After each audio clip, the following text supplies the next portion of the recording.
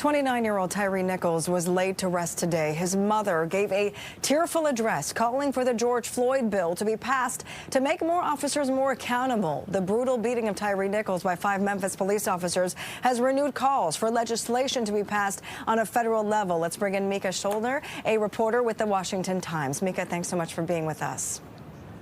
Thanks for having me on. So nearly 2 years ago, the George Floyd Justice and Policing Act passed the House but stalled in the Senate. Today, Vice President Kamala Harris demanding passage of police reform legislation at Nichols' funeral. She said it should be non-negotiable. But how likely is it that this legislation could get reintroduced in a Republican-controlled House?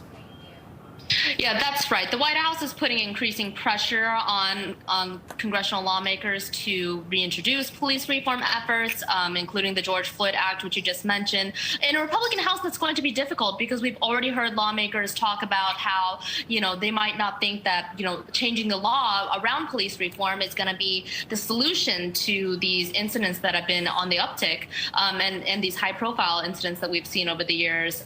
So in a Republican-led House, it's not I don't know how far those efforts will get, but it's a narrow majority, and there could be some consensus in the middle. But we should see that bill pick up, be reintroduced by Texas Democrat Sheila Jackson Lee after the State of the Union on Tuesday. Is what is being planned.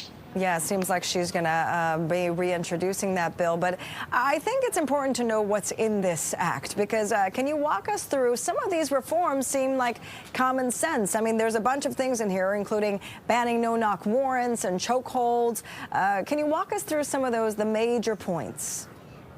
Yeah, so this bill would be a huge, sweep on police reform. I think you mentioned some of the things in there. It would also include, more trainings for racial bias and, racial profiling and things like that, especially when there are incidents of, force used. I think the most controversial item in this bill is that it would restrict qualified immunity, which would allow citizens to be able to sue law enforcement officers easier than it is now because they have that special legal protection.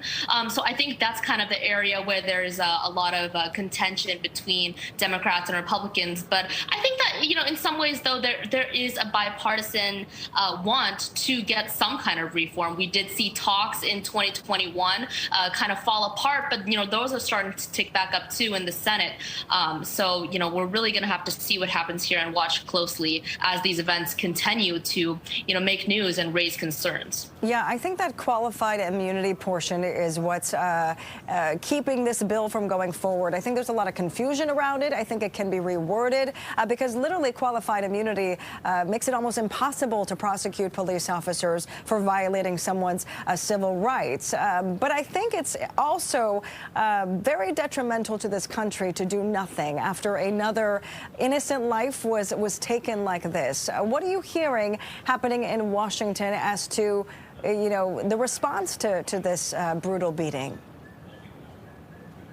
Well, also lawmakers are definitely unified in the fact that, the videos and what was actually shown and released to the public was, terrible and awful to watch. And I think it's become a really difficult thing when we're capturing these things on body cam footage, which is also one of the things in this act that, it would kind of expand, those kind of measures and technology for police so they can be held accountable. But, after George Floyd, there's going to be almost 3 years ago now, and then we keep capturing these images, and I think it becomes really difficult, and there's going to be a need for some kind of action to take place as there's a lot of public concern on what's going on.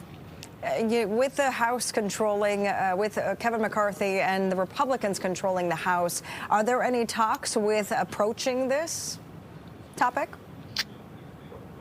I think that there's definitely going to be some more moderate Republicans that want to look at it. I know that there's been a lot of reaction on Capitol Hill from Republicans talking about how horrific it was to watch the incident and the brutal beating of Mr. Nichols.